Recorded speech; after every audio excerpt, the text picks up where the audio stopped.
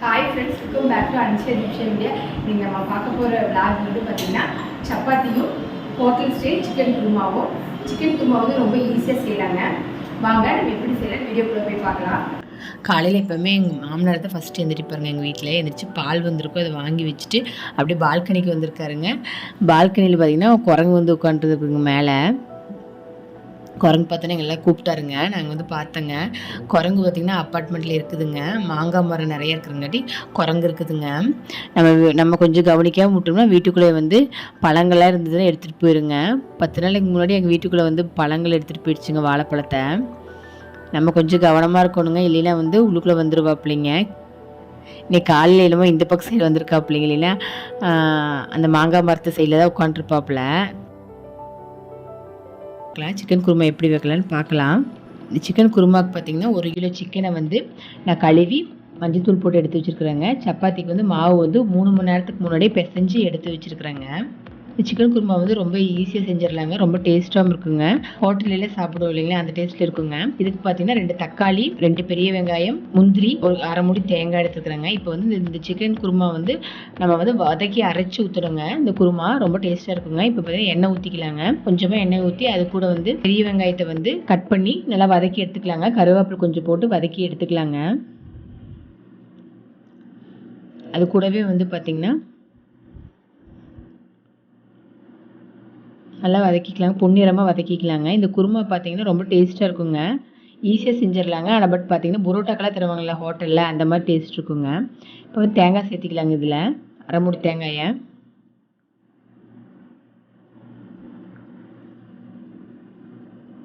அது கூட வந்து இப்போ தேங்காய் நல்லா வதங்கினதுக்கப்புறம் வந்து நம்ம வந்து முந்திரி சேர்த்திக்கலாங்க. ஒரு 8 முந்திரி எடுத்துருக்குறாங்க, அதை சேர்த்திக்கிறேங்க. நல்லா வதங்கினதுக்கப்புறம் நம்ம ஆஃப் பண்ணிடலாங்க. இப்போ பார்த்தீங்கன்னா நல்லா சூடு ஆறட்டுங்க.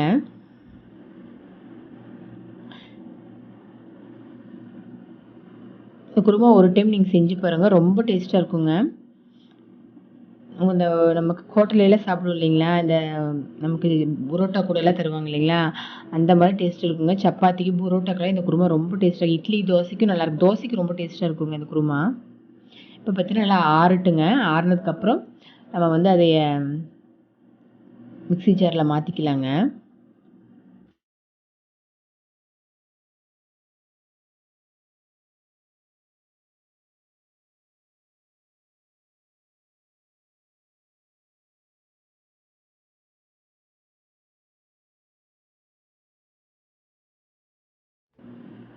நல்லா அரைச்சி எடுத்துக்கலாங்க, நைஸாக அரைச்சி எடுத்துக்கலாங்க.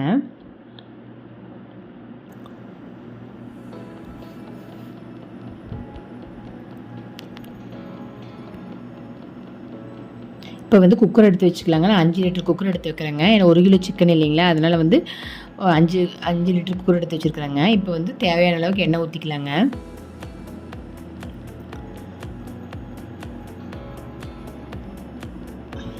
ஒரு பூவு, 4 கிராம்பு, ஒரு பட்டை எடுத்து வச்சுருக்குறேங்க நான் தாளிச்சு விடுறதுக்காக.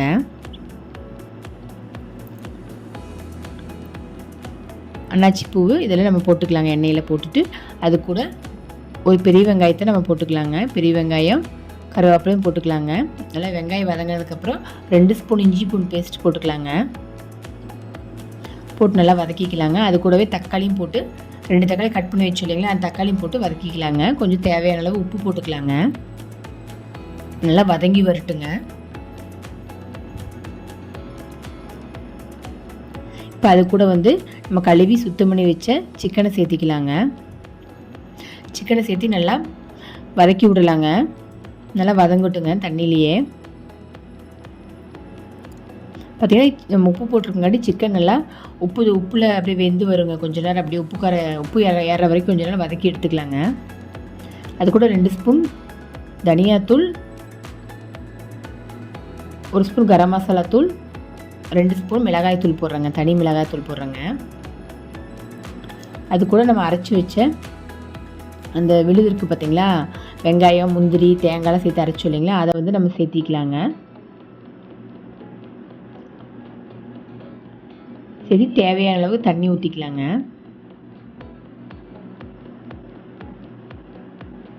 உங்களுக்கு எவ்வளோ ரொம்ப திக்காக வேணும் அப்படின்னா நீங்கள் திக்காக வச்சுக்கலாம், இல்லை ரொம்ப தண்ணியாட்டம் வேணும்னாலும் தண்ணியாட்டம் வச்சுக்கலாங்க, இல்லை மீடியமாக வேணும்னாலும் நான் வந்து எப்போயும் மீடியமாக தான் வச்சுக்கோங்க. அதெல்லாம் அளவாக தண்ணி ஊற்றுறேங்க. நமக்கு தேவையான அளவு தண்ணி ஊற்றிக்கலாம். உப்பு காரம் உங்களுக்கு பத்தலைன்னா கூட நீங்கள் போட்டுக்கலாங்க. போட்டுட்டு குக்கரில் வச்சிடலாங்க. ஒரு விசில் விட்டு ஆஃப் பண்ணிட்டீங்கன்னாவே உங்களுக்கு சிக்கன் நல்லா வெந்துருங்க. நல்லா பூ மாதிரி சிக்கன் வந்துருங்க. அதுக்குள்ளே சப்பாத்திக்கு பார்த்தீங்கன்னா திரட்டிக்கலாங்க. இன்னைக்கு கொஞ்சம் டைம் ஆயிடுச்சுங்க, அது கொஞ்சம் வேகமாக செஞ்சுட்ருக்குறேங்க. எனக்கு சிக்கன் அன்எக்ஸ்பெக்டடாக எடுத்துகிட்டு வந்துட்டாருங்க என் ஹஸ்பண்டு. அதனால் வந்து நான் டக்குன்னு அதையும் செஞ்சு டக்குன்னு சப்பாத்தி போட்டுட்டுக்கிறேங்க. இப்போ பார்த்தீங்கன்னா ஒரு விசில் விட்டு எடுத்துட்டேங்க. இப்போ பார்த்தீங்கன்னா நல்லா வெந்துருச்சுங்க சிக்கனு. இப்போ வந்து கொத்தமல்லி தழை போட்டு எடுத்துக்கலாங்க. இப்போ தோசைக்கல் வச்சுருக்குறேங்க நான். சப்பாத்தி சுட்டு எடுத்துக்கலாங்க.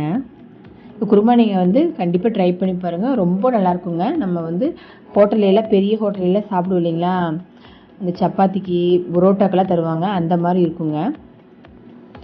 காரம் வந்து உங்களுக்கு தேவையான அளவு நீங்கள் காரம் போட்டுக்கலாம். ரொம்ப டேஸ்ட்டாக இருக்குங்க. ரொம்ப காரமாக சாப்பிடுவீங்க, காரம் ஜாஸ்தியாக போட்டு சாப்பிடுறது ரொம்ப டேஸ்ட்டாக இருக்குங்க இந்த குருமா. நான் குழந்தைங்க பாப்பாங்க வந்து காரம் அதிகமாக சேர்த்திக்கிறதுனால நான் கம்மியாக போட்டுக்கோங்க.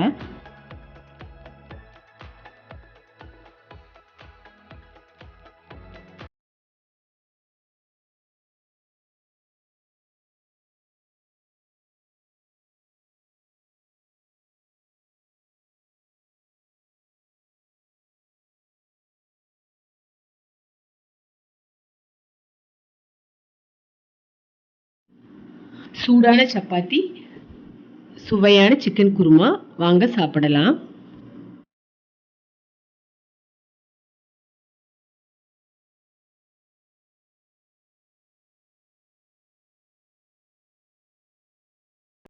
மாமனார் வந்து நான்வெஜ் சாப்பிட மாட்டாருங்க. மத்தியானம் வச்ச பூண்டு குழம்பு இருந்துச்சுங்க, அதை தொட்டுக்கிட்டாருங்க அவரு. இதோட இந்த vlog முடியுங்க. நெக்ஸ்ட் இன்ஸ்டாகிராம் vlogல வந்து உங்களை மீட் பண்றேங்க. லைக் பண்ணுங்க, ஷேர் பண்ணுங்க, கமெண்ட் பண்ணுங்க, சப்ஸ்கிரைப் பண்ணுங்க. தேங்க்ஸ் ஃபார் வாட்சிங்.